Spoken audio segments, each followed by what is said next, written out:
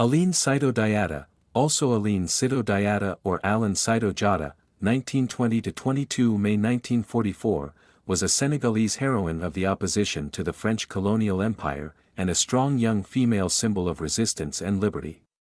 A Jola leader of a local religious group living in the village of Cabrousse, Basse Casamance, Diatta was one of the leaders of a tax resistance movement during World War II.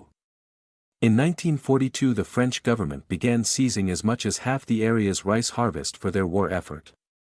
The period from 1941 to 1943 was a particularly repressive period and included plans to introduce peanut production as a cash crop over the subsistence production of rice.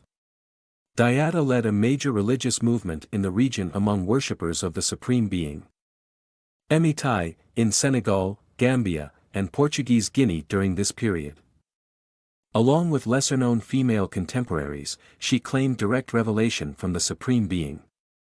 Her visions and inspired actions transformed a tradition of male prophetic leadership to a tradition that included and prioritized female prophets and leaders.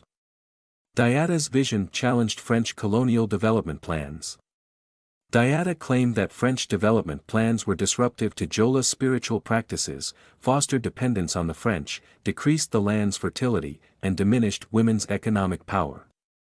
She gained followers who flocked to her village. When a boycott begun by market women proved successful, the French authorities imprisoned the boycott's leadership. In 1943, Diatta and many of her followers were arrested by authorities. She remained in prison, and was deported to a jail in Timbuktu, Mali in 1943.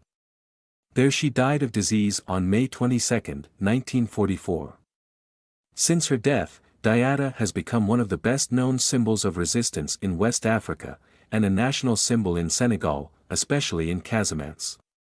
La femme qui était plus qu'un homme, the woman who was more than a man. A true African mother.